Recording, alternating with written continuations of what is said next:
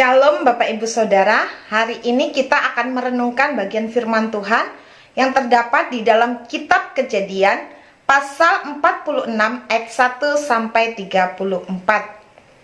Tema renungan kita ialah jangan takut.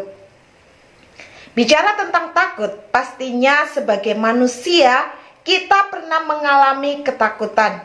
Baik ketika kita bicara soal ekonomi, kita bicara tentang keluarga, bahkan masa depan maupun kesehatan kita.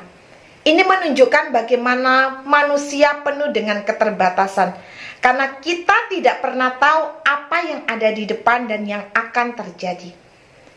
Hal yang sama pernah dialami oleh tokoh Alkitab, yaitu Yakub. Bagaimana Yakub juga pernah mengalami ketakutan, tetapi janji penyertaan Tuhan selalu nyata di dalam kehidupan Yakub. Pada perikop yang kita baca, perjalanan Yakub menuju Mesir. Pada ayat yang pertama, Yakub dikatakan tiba di Beersheba. Bapak Ibu, Beersheba ini merupakan tempat yang dulu Yakub pernah juga ada di tempat itu. Bagaimana ketika dia lari dari Esau.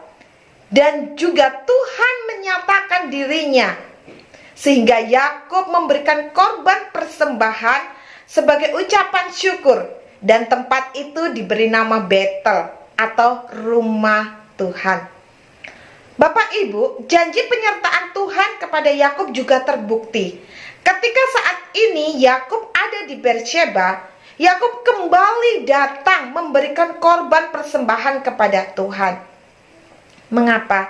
Karena ada langkah besar kembali yang akan Yakub lakukan, yaitu ketika dia akan pergi ke Mesir. Kali ini tidak sendirian seperti pada masa mudanya, yaitu bersama dengan anak cucu keturunan daripada Yakub sendiri. Langkah awal yang Yakub lakukan ialah mencari Tuhan.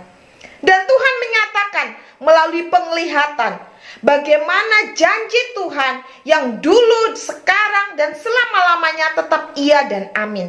Bagi Yakub bahwa Tuhan akan terus menyertai sekalipun dia hadir di negara orang lain, yaitu Mesir, sebagai pendatang. Tuhan akan tetap menyatakan janji penyertaan berkatnya. Terbukti Bapak Ibu, keturunan daripada Yakub yang dicatatkan dalam perikop ini menunjukkan juga bukti bahwa janji Tuhan iya dan amin. Terbukti bahwa dulu Tuhan pernah berjanji dan sekarang nyata anak-anak keturunannya itu ada. Janji yang Tuhan berikan selalu digenapi. Pengharapan Yakub ini juga nyata di dalam kehidupannya, yaitu ketika dia mencari Tuhan. Ketika tiba di Mesir, Yakub begitu bersuka cita ketika pertemuan reuni antara Yakub dan juga Yusuf, anak kesayangannya itu. Bagaimana bukti janji Tuhan kembali meneguhkan daripada Yakub, bahwa ada satu kesempatan berjumpa dengan anak yang terkasih. Dan juga kita melihat kehadiran keluarga Yakub di Mesir. Pada ayat yang terakhir 34 menyatakan bagaimana Yusuf memberikan pesan kepada saudara-saudaranya bahwa ketika Firaun bertanya, maka mereka akan menjawab bahwa pekerjaan mereka adalah penggembala kambing domba. Mengapa? Karena di ayat itu juga menyatakan bahwa bagi orang Mesir, pekerjaan ini memberikan korban persembahan kepada Allah itu merupakan sebuah kekejian. Artinya apa Bapak Ibu?